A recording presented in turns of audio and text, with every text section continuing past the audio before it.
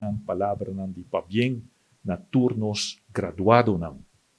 E tawata hopi positivo, entre outro, de mira com slagingspercentage de avond HAVO a subir e agora que está 68%. E tende a haver também, danke na manejo novo,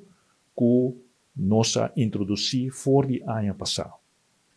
Para hopi anos, avond HAVO, tawata mais streng que a regra na de Holanda mês. E assim perjudicar hopi gente para anos. Assim como em cambio de governo, nos atraja riba igualar o diploma de avond HAVO mescos com de Holanda e danke na esse ano passado já acaba 21 aluno extra a ganhar um diploma door die nieuwe normering que nós temos usando a mesma normering de Holanda para sobre a nossa que era pegada em tempo e tota usa regra hopi mais streng de hopi tempo passado e aqui também danke na manejo novo aqui e slagingspercentage está subindo e já para 68% que está adelanto considerável. E agora vou ter testemunho de estan que agora que está estudar abis está dirigir fraude escola que depois de drop out de nosso sistema e agora tem família e agora que volve pick up study back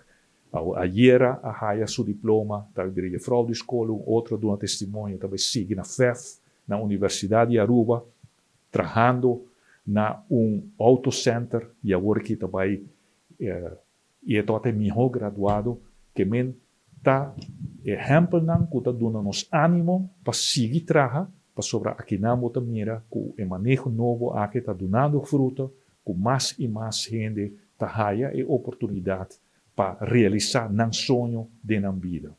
Me tá haya positivo também com o Colégio San Nicolás que depois de herkansing agora que a slagingspercentage está 54% que mena passa a grens crítico de 50%. Então, se segura algo positivo, porque é para mim notícia está que não queda boa de grens, mas agora que door de herkansing não passa a grens de 50% e seguro nós lo sigue dando turnos apoio para seguir melhorar e resultado não aqui. Essa aqui tá é Arubiano, o website